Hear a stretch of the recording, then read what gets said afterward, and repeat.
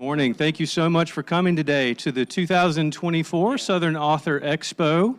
Hope you've been enjoying yourselves. If you had the opportunity to swing by our local Author Expo in Meeting Space A and in the gallery on the way in, if you haven't done that yet, please take a moment to stop by and meet some of our local authors and engage with them around their work.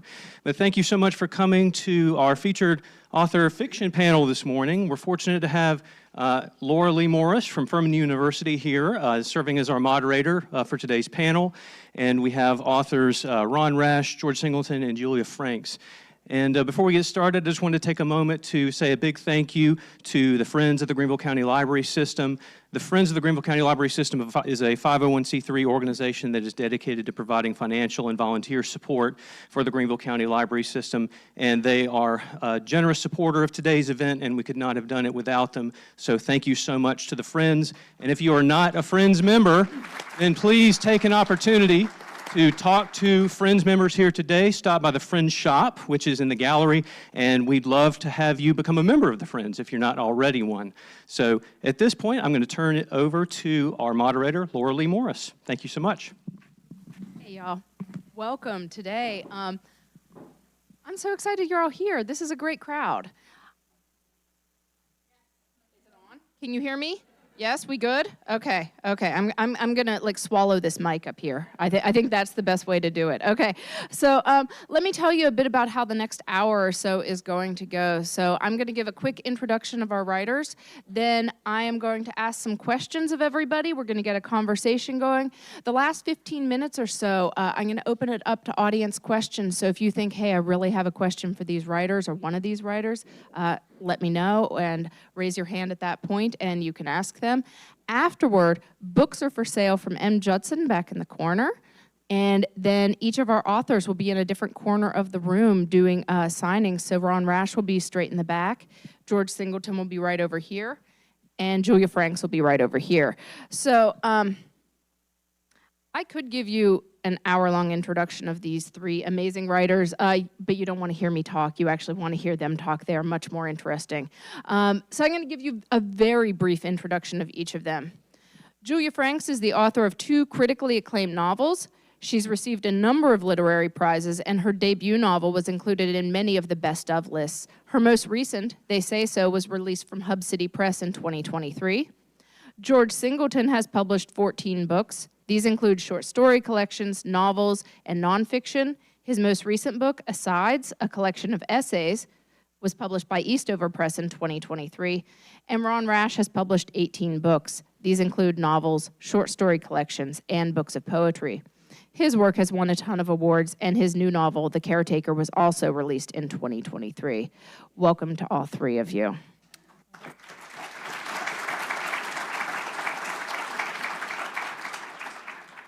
So I'm going to start with a very general question for y'all. What brings you back to the page day after day? What is it that is itching in you that makes you write? That's a good question. I'll start. Okay. Otherwise, we're just going to sit here for a long time. Ron's real shy. Julia's from Georgia. You know what that means. I write short stories. I've tried to write a couple novels. They sucked. And the reason why I write short stories, Randall Jarrell said the chances of writing a great poem are about the same as sitting in a lounge chair at night and having a meteor fall in your lap. And, it's hard to write a great poem, and it's probably impossible to write a great short story, but I think it still may be possible. So I'm always thinking, that next short story is going to be better than the last. And, sometimes it's better than the last, and more often than not, it's goes in the trash bin on the computer. But, at least it's kind of like treasure hunting. You're always going to find something better, one hopes. That's all I got to say about that. Okay. Excuse me. I would say, there's a deep human pleasure in making things, whatever it is you make. This happens, making novels happens to be what I have some, I hope some skill at. And it's like, it's just the act of creation, the act of making something that is yours, at least until some editor gets her hands on it. But yeah, that's what it is. I mean, it's just, there's a deep pleasure in that, Well, I used to be a pretty good athlete. I used to be a really good fisherman, and this is all I've got left. I mean, the world is, my world is shrinking, so, I can still lift a pencil, so as long as I can do that. And, I want to be like Jim Harrison and die with the pencil in my hand. He actually did that. With a pencil in your hand. Wow, that is impressive. That is a feat for anyone. And George, I want you to start this one off again because you actually asked me about this, and since Ron just said he wants to die with a pencil in his hand, what is your process when it comes to writing? I know. I didn't even have the question on my sheet, but you reminded me. Okay, so I've just noticed in the last year or two that this seems to be the question du jour. That everywhere any writer goes, they say, "What's your process?" And I've tried to come up with a different answer every time because I don't really have one. It's changed over the years. I've done the thing where you wrote every day. One time I wrote every day for 18 months, and I didn't get one thing published. I also wasn't drinking back then. I don't know that this coincide. I took a course in logic. I have a funny feeling it does coincide.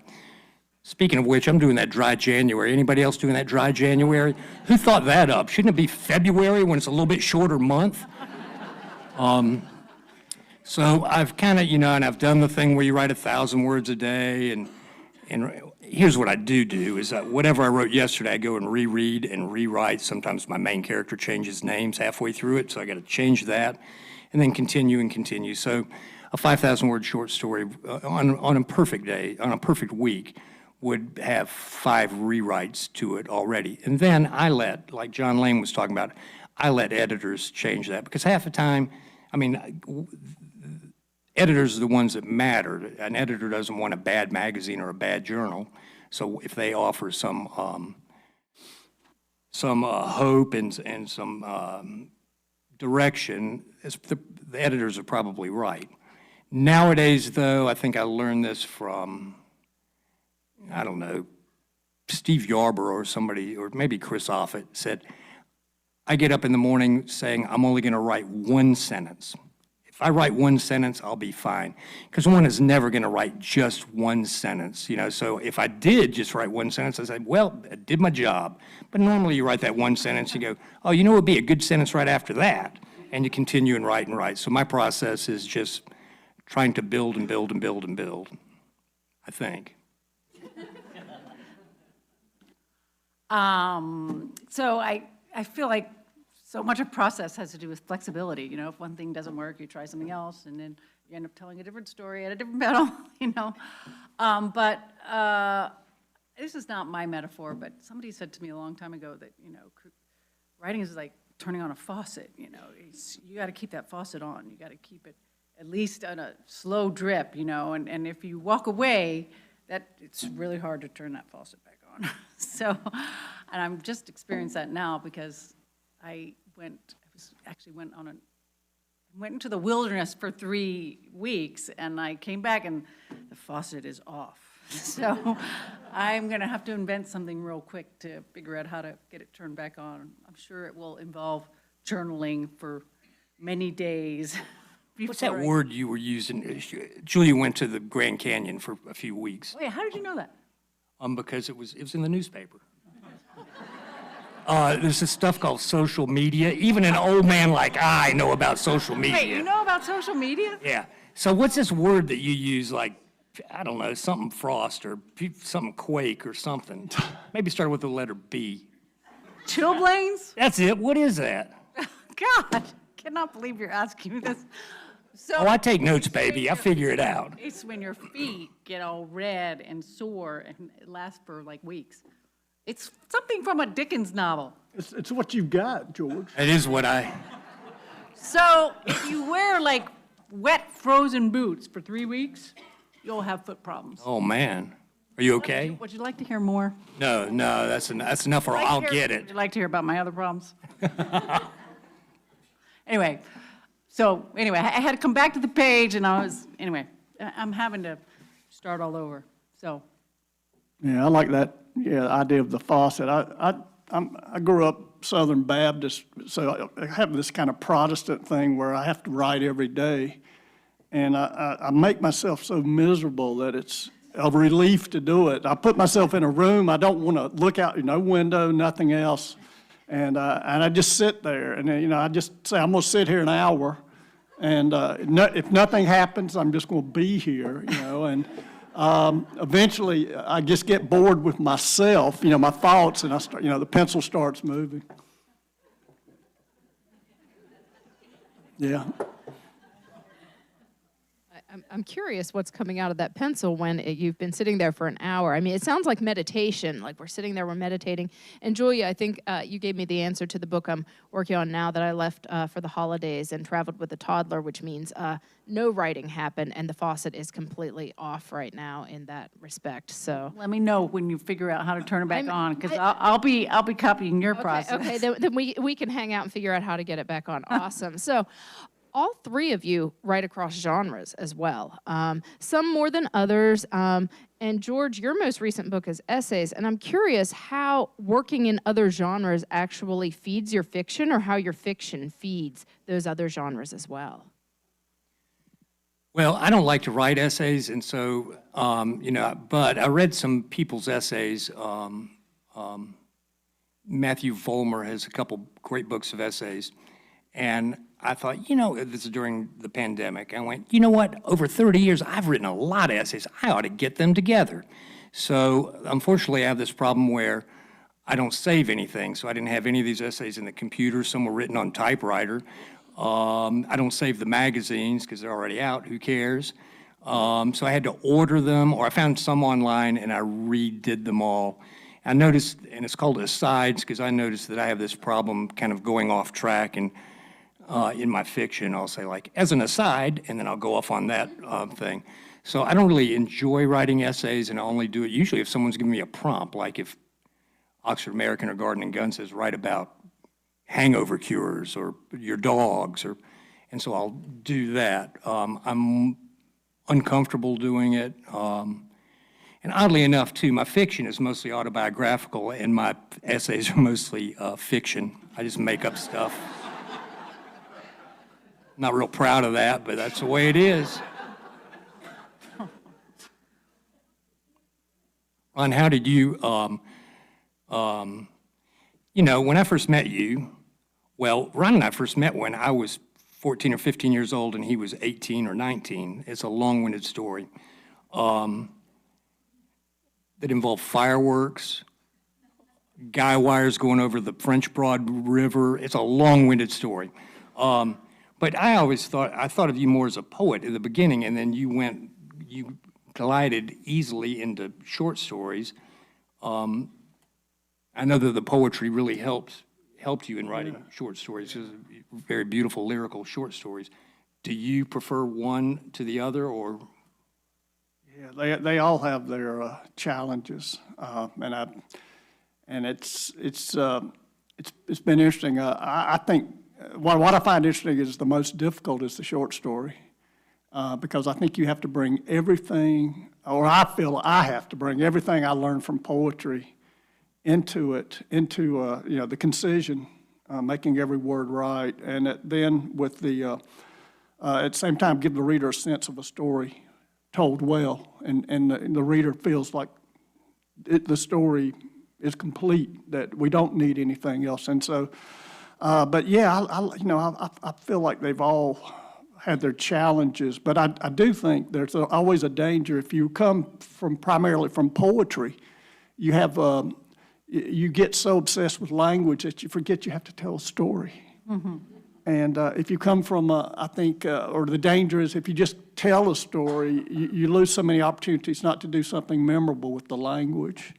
And the writers I love the most, the fiction writers I love the most, are the ones I can just pick up their books, any page, and just start reading. And I know that I've read the story 5 or 6 times, but the language is so beautiful, so well done that there's a joy there beyond that. I was actually reading Annie Proulx recently, and she's such a line by line and word by word writer. And she's certainly one of those people. Cormac McCarthy's another.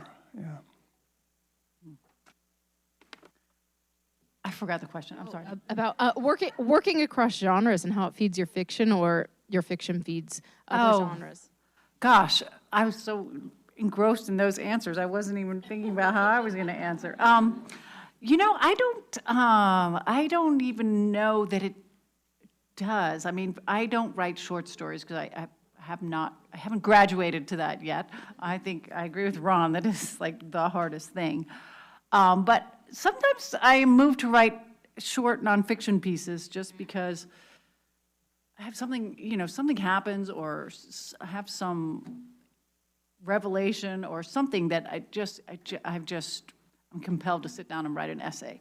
You know, and then you get caught up in like all that sort of, how do you get short pieces published? And that's a whole other job, you know? So I try to avoid essays, but sometimes I'm compelled to write them. But I'm at my happiest writing novels, yeah.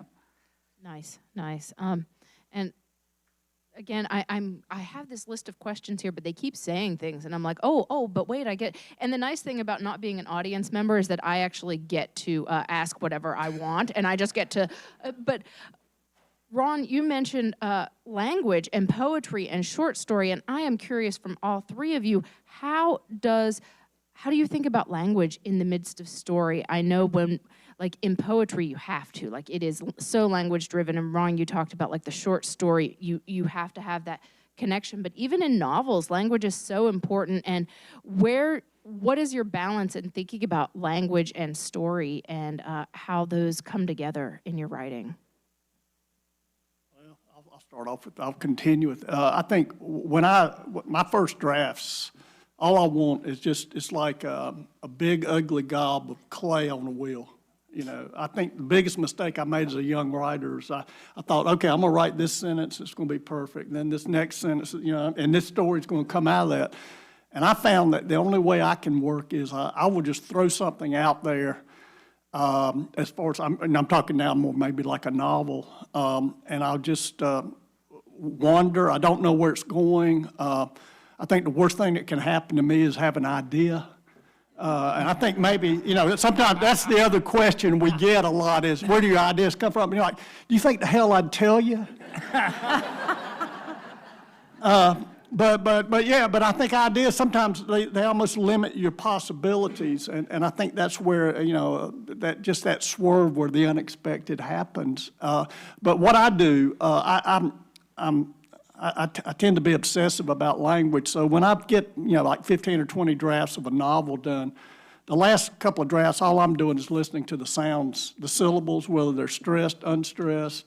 You know, am I going to use an iambic line here for this end of this paragraph? Now, and that all sounds insane. It probably is, but that's the fun part of writing for me. I hate the early drafts. The fun part's when I get to the language. I would never think of my writing as being poetic in any sense, but I do take seriously pacing. Like, I don't want to have a bunch of sentences that are all about the same length, one after another, because if you have, you know, John walked into the store, he needed to buy some bread. He nodded hello to the cashier. She said, hey, back. That sounds like a bull. Isn't that Hemingway? A bull came running through the store.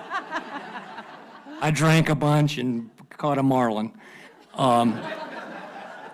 So I care about pacing, and I care about voice a lot. I want to make sure that I don't, you know, a lot of times if I start trying to sound highfalutin, poetic, killing it with metaphor, it just doesn't sound with my characters' voices, I think.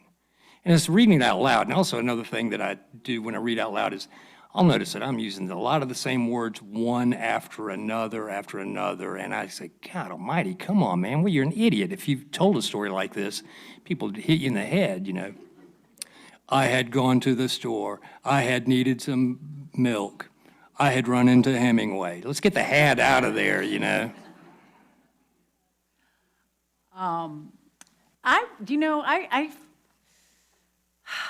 When I am writing something, a lot of times, whatever the sound of the sentences are, that drives the story.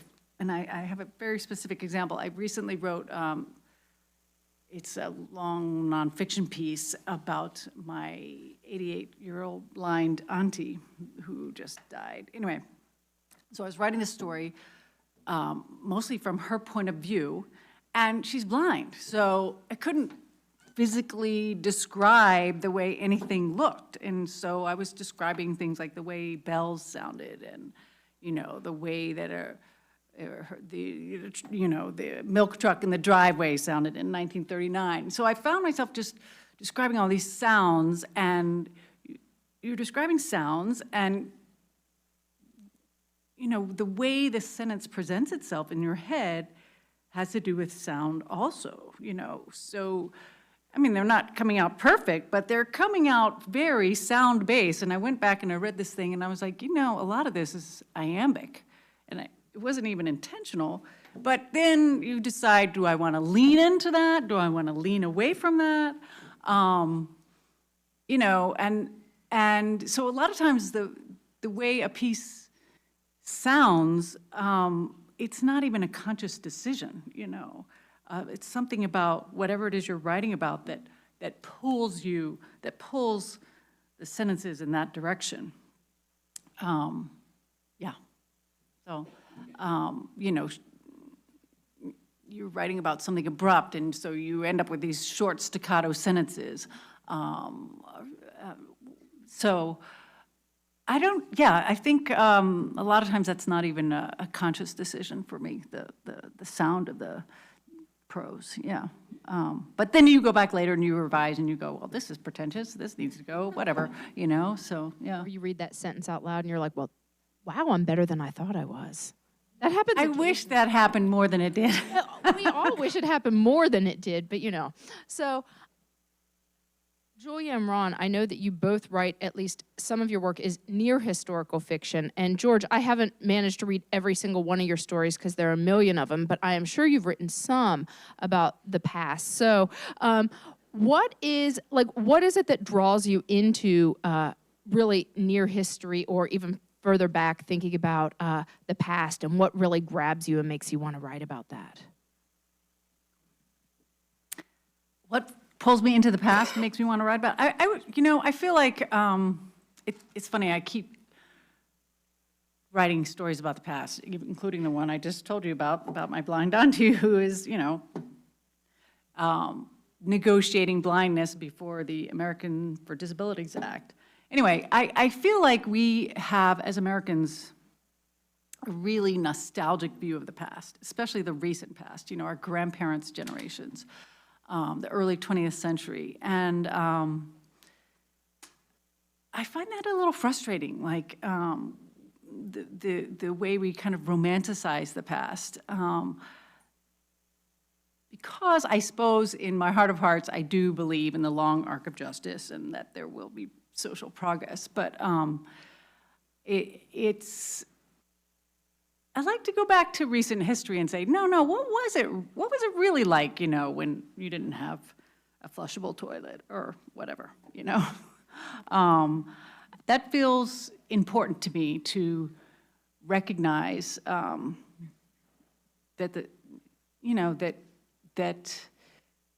there wasn't this rosy time, or it wasn't as rosy as perhaps people like to make it sound. I guess that drives me, yeah.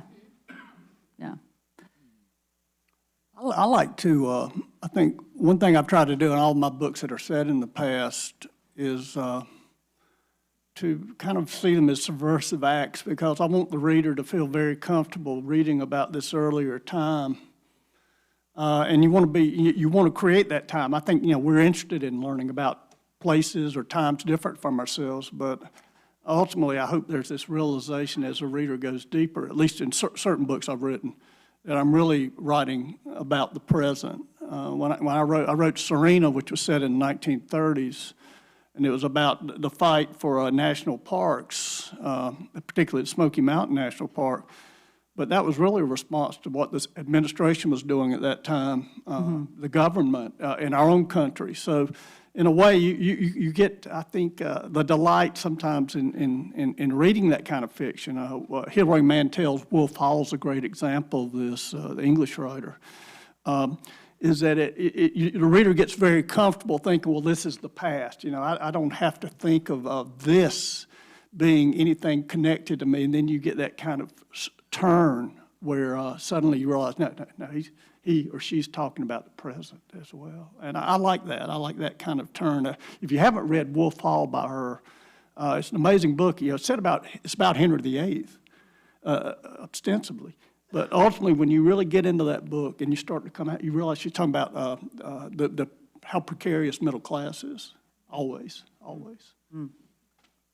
I don't write historical fiction because I'm lazy, and I don't want to have to go look that stuff up. And I'm hoping that the stuff that I'm writing that takes place in the 60s, 70s, 80s, 90s, nowadays, in 100 years, they'll say, boy, that's historical fiction because it happened back then. He seemed to really have his finger on the pulse of Dollar General. Well, and Also, I don't want to have hate mail because I got something wrong, like John Lane saying, no, the rock's in the wrong place, somebody doing that, and Ron had Serena riding a big white stallion, and somebody adamantly wrote him, said there weren't very many of these white stallions around at that time. You remember that? yeah, well, which was the point. And I mean, you know, that, I mean, I wanted the reader, this woman in the book to have this, you know, really exotic animal, rare, and, you know, something that sets it apart. And this woman wrote like a 10-page letter to me, you know, mailed it, and the last thing she said was, you don't know anything about horses or women. And I'm still trying to, but, well, I will not say what I wanted to respond. Even the best of the best. So you're always, if you're writing historical fiction, you're going to get something. Yeah.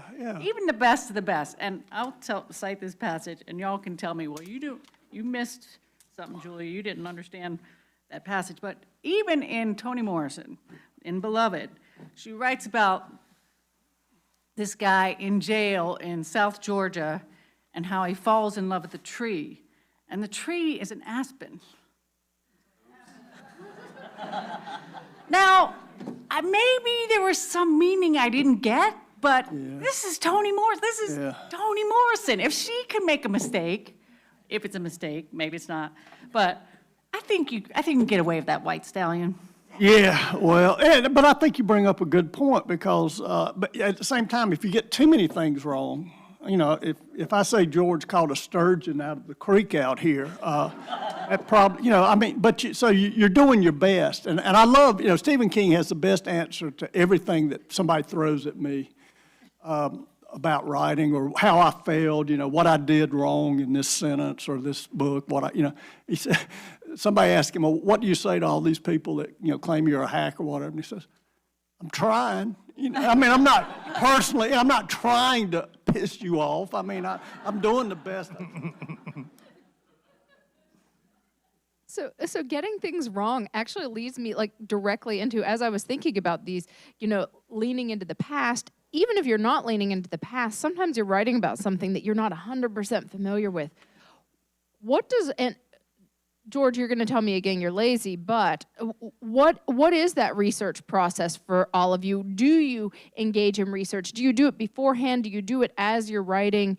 I don't know. I'm confronting this right now as I'm thinking about the next book, and it has beekeeping in it. So I signed up for beekeeping classes. Like, I'm not even starting to write yet, but suddenly I'm out there with my like bee gear on, and I have found out I'm not allergic to bee stings, and, you know, all sorts of good stuff already.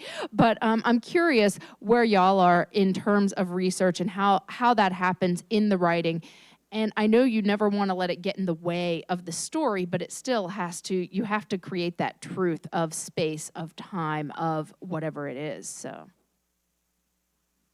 like I said, I really don't do a whole lot of research, but I have written stories before and sent it off, and the editor took it and then said, you know, there weren't any Butterfinger candy bars sold until the very next year of the, or whatever, you know, okay, make it a Baby Ruth or something. It doesn't really matter that much.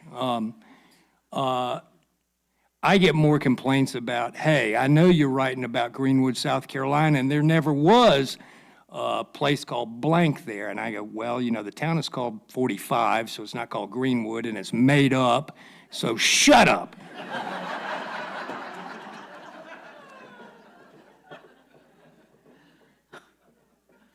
I'm, so for me, it starts with research, because there's going to be stuff you don't know. So you know, you get interested in a period or a place, and you start reading about it in the time period, and you're going to find out things that you didn't know. And so for me, I've spent months on research before I even write a single word of a novel. I'm working on, right now, a book set in Copper Hill, which is kind of this crotch area between Tennessee and North Carolina and Georgia, where there was a great environmental disaster. Anyway, so I was interested in that around 1910, and how did this whole thing play out? And so you start reading, and this guy, one of the more weird facts I came across was like, this guy, probably Bulgarian, maybe not, he was working on the dam at Parksville in the Ocoee Gorge, and he fell 110 feet off the spillway into the Ocoee River. And some accounts say he died immediately, and some accounts say he walked away without a scratch, and you will die when I tell you his name. You will die. His name was Christ DeSenwich.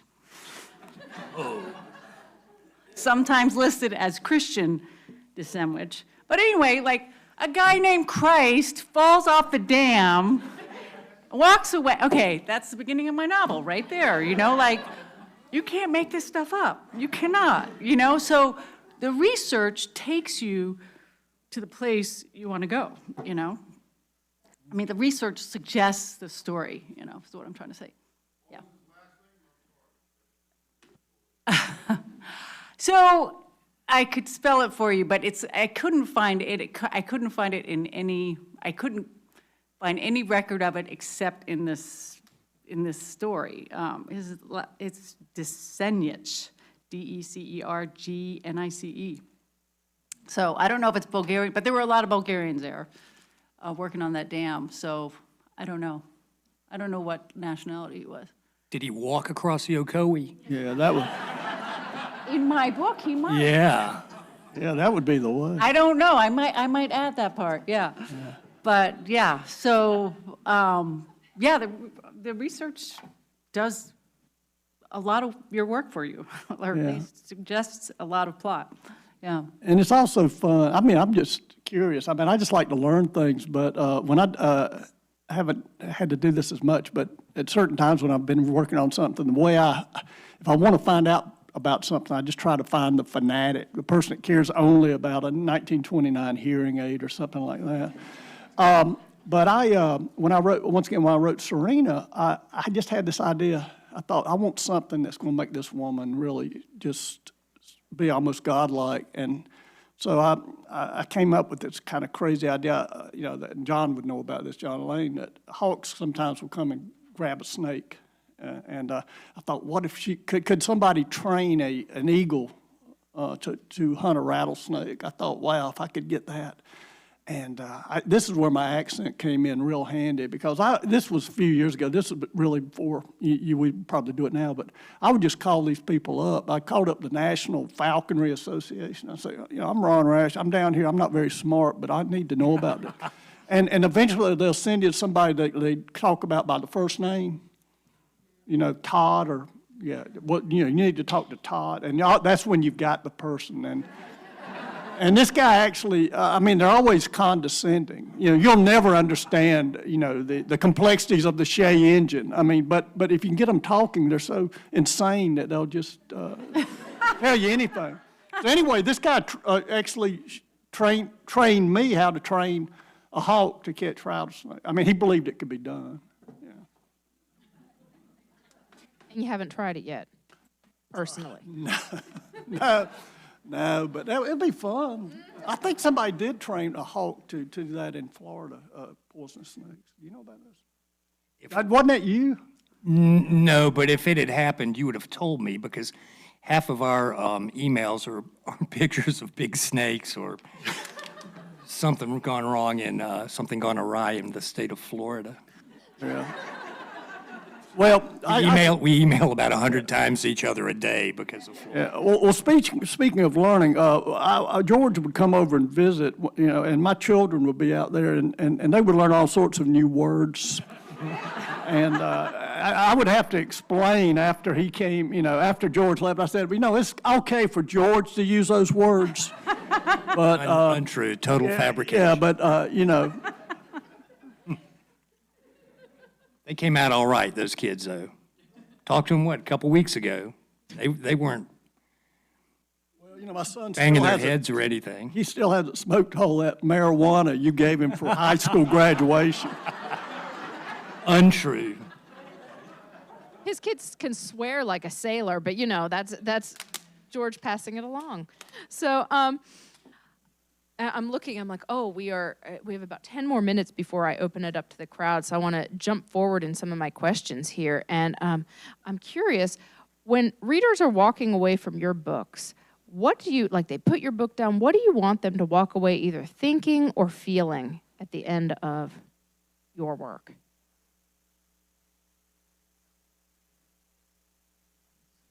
I don't think they like it as much. I want them to be changed, but that's probably, that's a pretty high goal, There are tiny changes. Yes. What is that quotation from Wuthering Heights? Like wine into water. They should. The color of their mind should be changed. Yeah. But yeah, that's probably doesn't happen as much as I would like. Yeah. I never think about that because, whatever the hell happens after someone reads a story, that's good or bad. I do kind of want to write stories that aren't just, a lot of critics say oh, really comedic, he's really funny.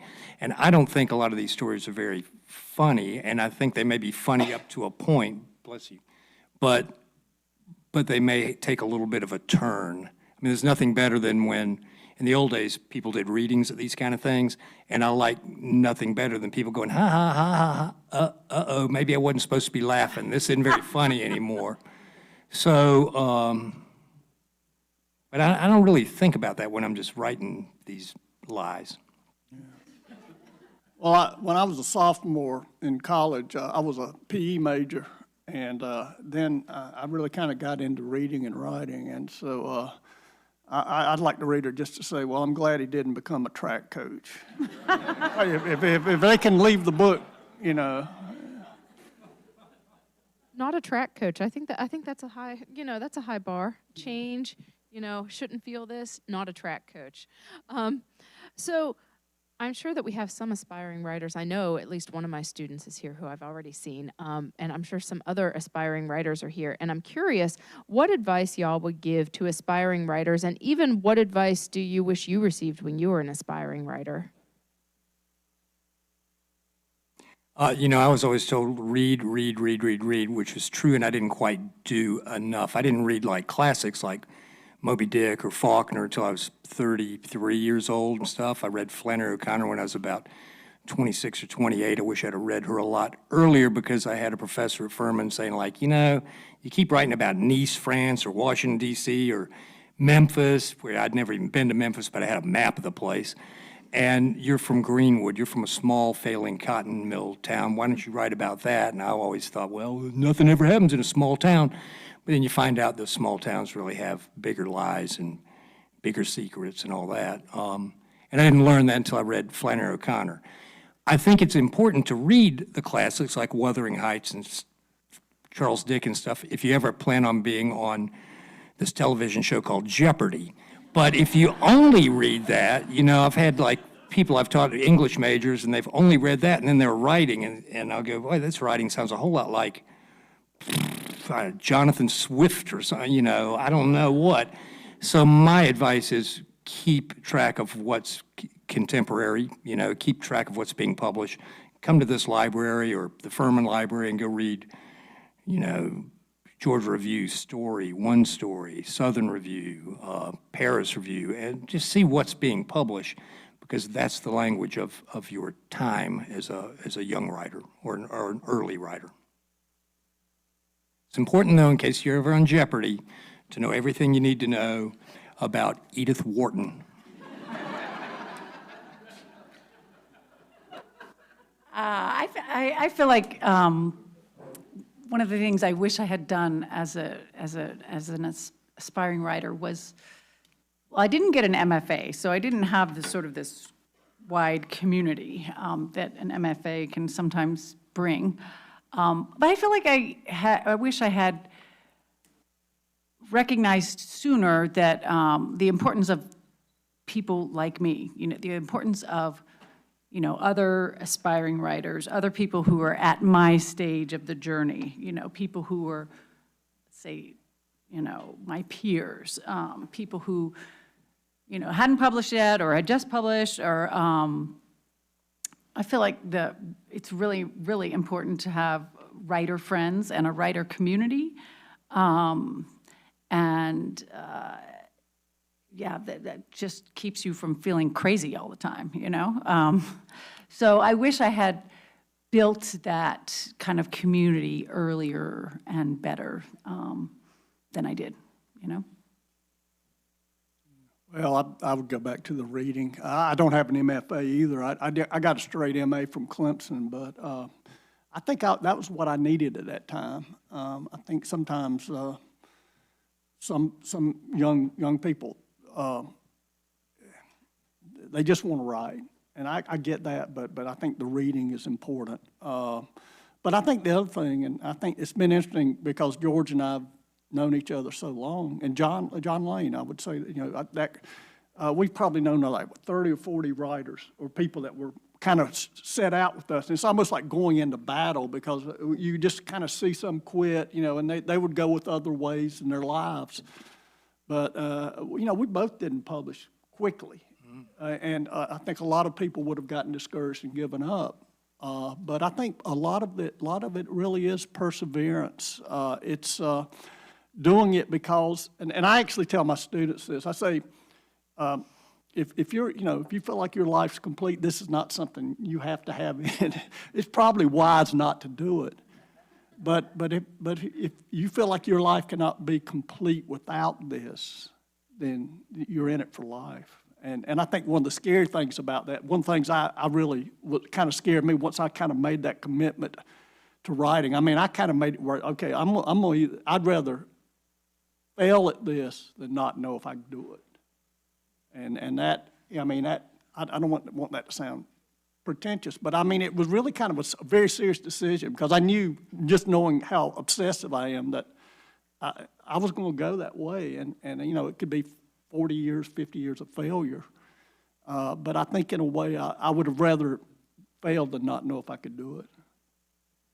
Yeah, that was really well said. I'll be quoting you on that.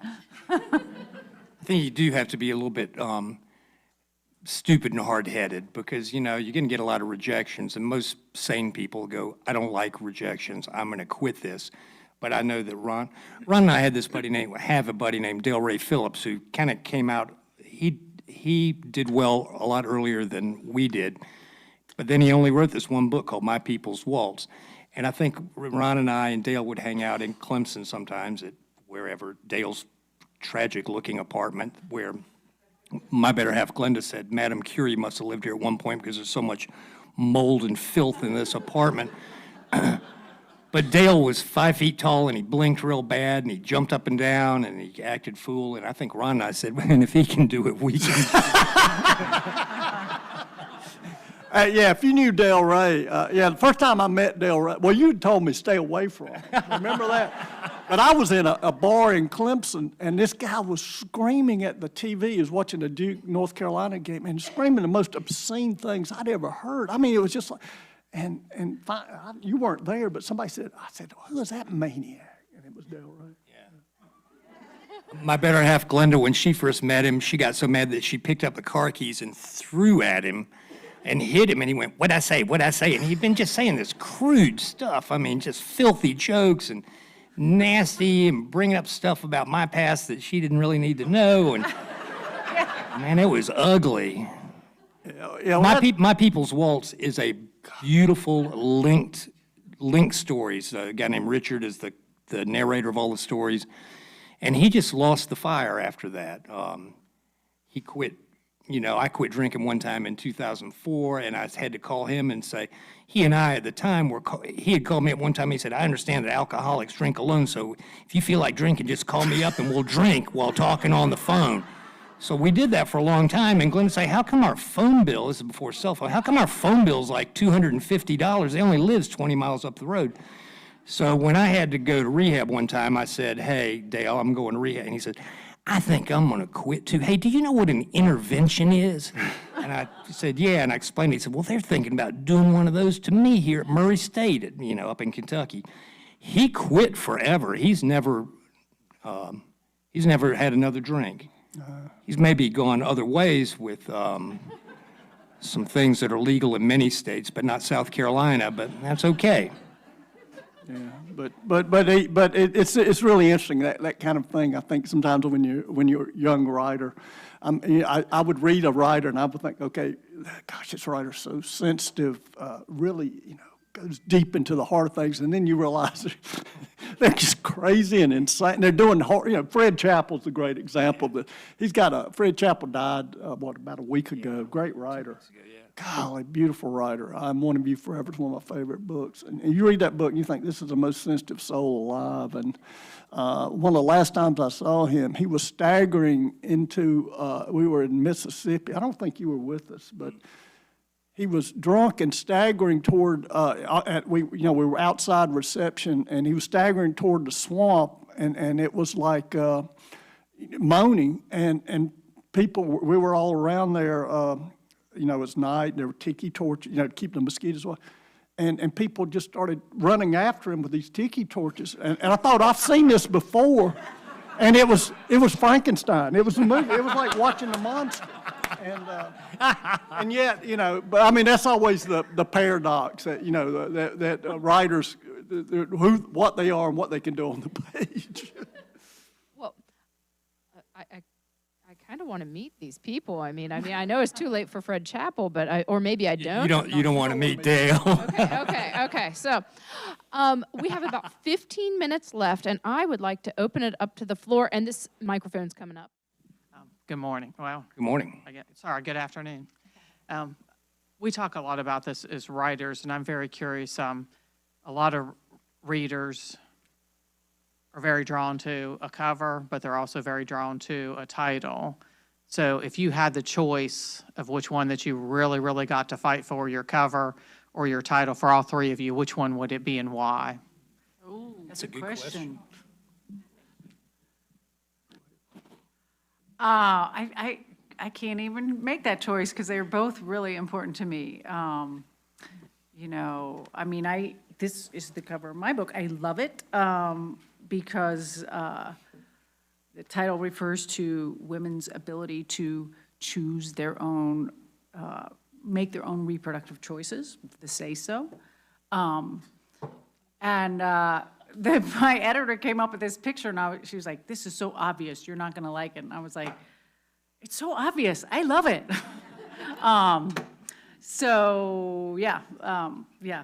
The book's set in like maternity homes in the 1950s, so a maternity home. Anyway, I would not want to give, I want to be able to have a big say in both of those. You know, I think the title and the cover, they're just a set of signals to readers. You know, readers see those, certain words and certain images, and they either respond or they don't. So they're both incredibly important. For me, it's title. My title's like Half Mammals of Dixie, if that was called, and I like the cover. It was a cover with an artist named Christina Vergano, and she did this cover. She actually wrote me and said, hey, can I do another cover of yours, which is really kind. So she did this cover. It's called The Curious Lives of Nonprofit Martyrs. I like the title more than I like the cover, but I do love this cover. And this painting is owned by Whoopi Goldberg, of all things. But, you know, I had a novel called Novel. If they would have said, call that something else, that was the whole joke of the thing, was to call it Novel. So and it had a picture of a jackalope on the cover, which kind of worked with it. So I'm more with title, although I do believe covers sell books. That's a great cover. That's a great cover. I've been lucky. I've always been able to get the title I wanted. But I did, when my selected stories came out, the first cover they sent was of a fluorescent duck on a beach. And I just, do they not even read a page? You know, whoever's doing the illustration. And I said, well, I just don't think this is working. And finally, I ended up suggesting something, just at least, make it at least look rural a little bit, or more, it's not, what's that New Jersey show, whatever. But anyway, yeah, so the covers make a difference. So yeah, absolutely. And you want one that you feel like fits the book. And when they do, they can add a little bit to the whole experience of reading it, I think. They kind of put you in a mood. I have this, I hate to say this, but I have a funny feeling. I had a book called Staff Picks. It's got a picture of bowling pins flying through the air and a bowling ball. In the very first short story of that collection, there's about 2 sentences about a bowler. So I said to the editor, let me guess, the art director read through the first story, got to bowling, and here's the cover. No, I read the whole book, got really mad at me. And another time, like with Harcourt, they put up, and it's still on there, it's a pink flamingo. Every story is set in South Carolina. I don't think we have a lot of pink flamingos in South Carolina. I went and rewrote one of the stories where the guy went, golly, those look like pink flamingos flying overhead. But, I sometimes question things. Things. Yes, ma'am. I'm all for it.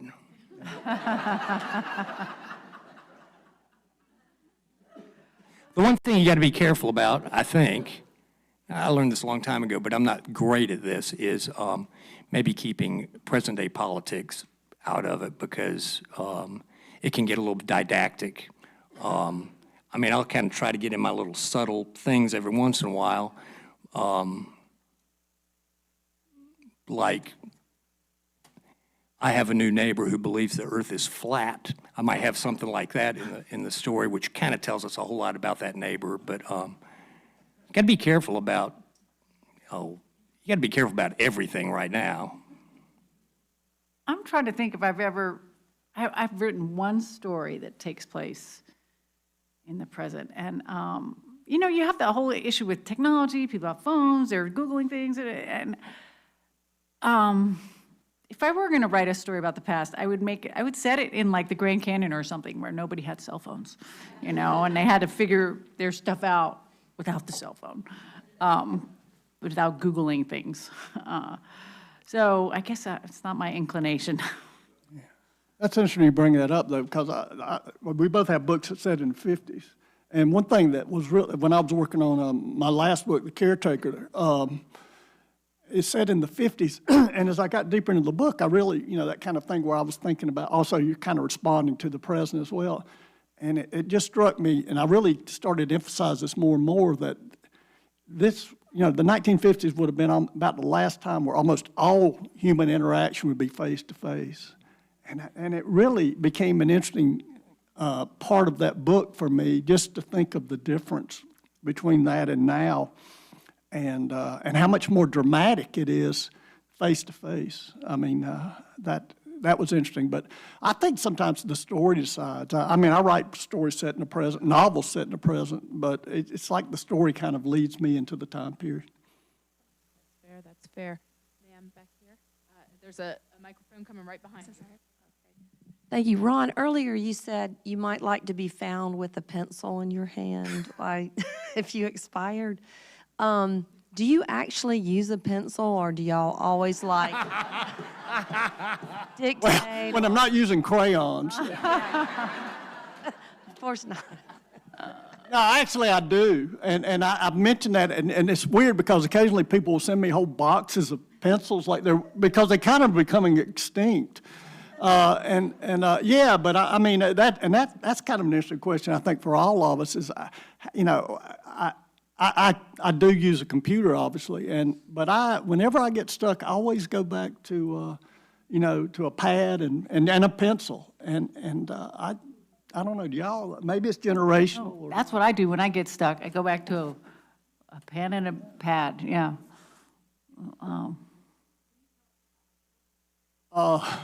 yeah. It was a Frank O'Connor Award. It was a short story collection, and it meant a lot to me because a number of my favorite writers are Irish. Certainly Seamus Heaney, great poet, James Joyce, Edna O'Brien is a magnificent, and I've always felt that there's a real kinship between Southern writers and Irish writers. I find that a pretty interesting connection. So, it meant, I think that in some ways it meant more to me that I got that award from Ireland than it would have even in the United States, because I felt like this is an audience that if I can impress anybody, it would be this group with this great literary tradition that they continue. Georgina Singleton. There for a while, Ron and I were doing, I would put a rash in every one of my books, and he'd put a Singleton in every one of his. He started it with Georgina Singleton, who had 47 whipworms that needed to be voided from her body. The doctor wouldn't take any money because knew that Georgina Singleton was too poor. I think maybe earlier I would really, it's hard not to. If you meet somebody or you see somebody in the grocery store or something, you kind of just steal their mannerisms and stuff like that. I can't just make up stuff because I'm not that smart. But I don't know. Probably unintentionally a bunch. Yeah, I think a lot is unintentional, but this book, actually, the first part was fiction, but the second part was more based on my life than anything I've ever written, and it was so hard. Like, I will never be a memoirist. It is really hard to write about, things that happen in your own life. But I think somebody used the word compost before, or maybe it was this morning. Everything that happens goes into this compost heap. That's what you pull from, And I think about James McBride, who said, if you want to be a writer and you want to write about people, you have to be around people. You can't just go into your little garret and hide away. And I was reminded of that. Like I said, I've just got 3 weeks with this group of 16 people, and we're all responsible for each other's lives, and we all know way more about each other than we should. There are food schedules and poop schedules and which couples are arguing and what they're arguing about. And that is an intense human experience where you're just around people, and probably all those people that were on that trip, they'll find their their way into something I write about, because I got to know them really well. So, is it your turn? No. Yeah, I mean, I can't remember ever really deliberately. But one thing that's kind of weird, it's not that unusual, I think, for writers, because you've talked about voices, is that, after a while, the characters begin to tell you things about them. And so in a sense, they are becoming real. It's not like you even have to base them on people. They just kind of seem to take on a life of their own, which is kind of a crazy thing to say, but I think probably most of us know that feeling. Well, I would love to take more questions. We are completely out of time. I want to thank you all for being here. I want to thank our 3 authors. Thank you, guys. Please buy a book, get in line. Our 3 authors will be at the respective table. Thank you all.